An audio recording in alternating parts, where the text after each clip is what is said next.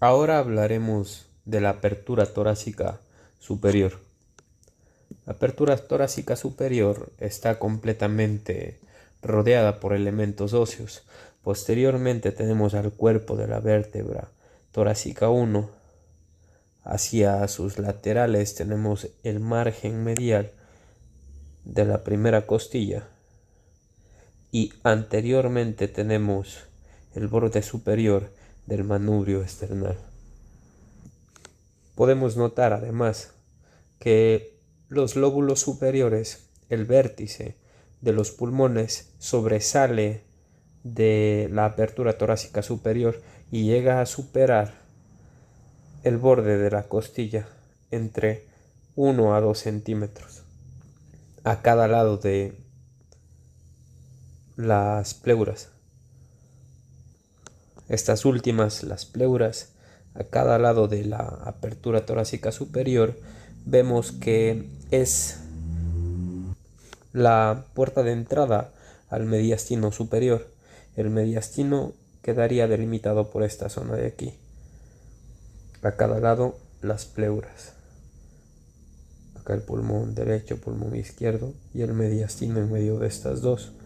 Adelante el manubrio del esternón, el cuerpo de la vértebra T1 y el borde medial de las costillas, de la primera costilla, a cada lado, derecha e izquierda. Las estructuras que salen de la apertura torácica superior y se dirigen hacia el miembro superior, que lo tenemos acá, pasan sobre la primera costilla. Pueden notar que atraviesa sobre la primera costilla. Esta es la vena axilar y la arteria axilar. Pasan justo por debajo de la clavícula y se dirigen hacia el miembro superior.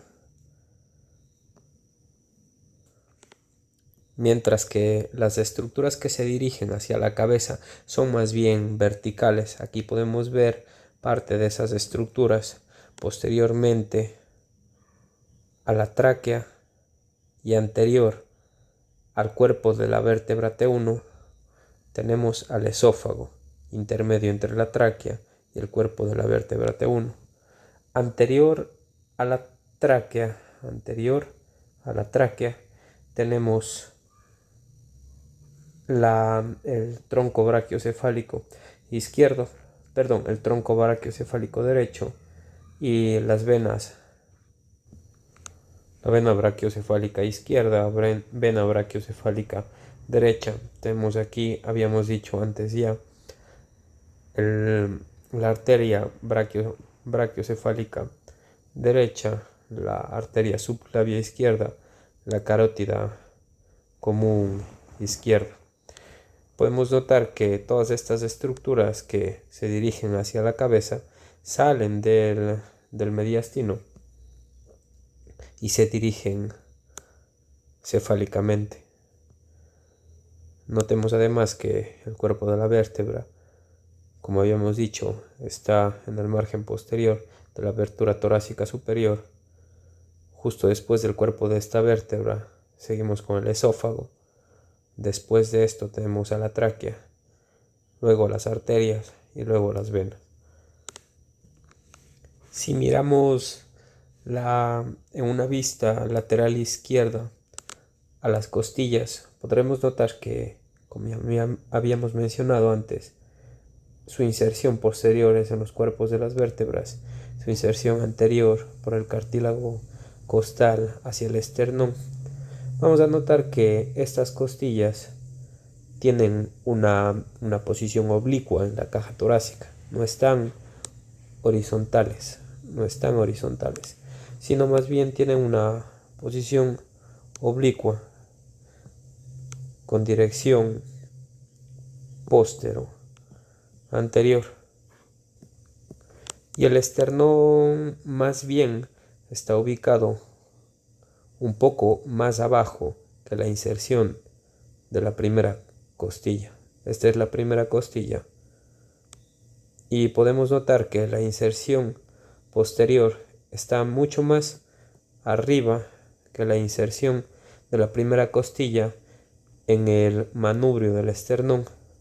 Eso por la dirección oblicua de las costillas. Todas las costillas tienen esa dirección. Esa dirección oblicua de las costillas hace que el borde superior del manubrio del esternón, que es este de aquí, se correlacione directamente hacia posterior, si dibujáramos una línea hacia atrás, con el disco intervertebral de la vértebra, del cuerpo de la vértebra. Esta sería la vértebra 1, esta sería la vértebra 2 y esta sería la vértebra 3. Este intermedio es el disco intervertebral. Si hacemos esta línea divisoria entre el disco intervertebral de la vértebra 2 y 3 con el manubrio, podemos notar que el manubrio del esternón se correlaciona con el disco intervertebral de la segunda y de la tercera vértebra. Esto debido a, como habíamos dicho antes, que las costillas tienen una dirección oblicua postero-anterior. Otra correlación de las costillas es este de aquí, que es el ángulo de Lewis. El ángulo de Lewis, si es que trazáramos una línea hacia posterior, se correlaciona con el disco intervertebral de la vértebra torácica, acá posteriormente T4 y T5, más o menos por aquí se correlaciona.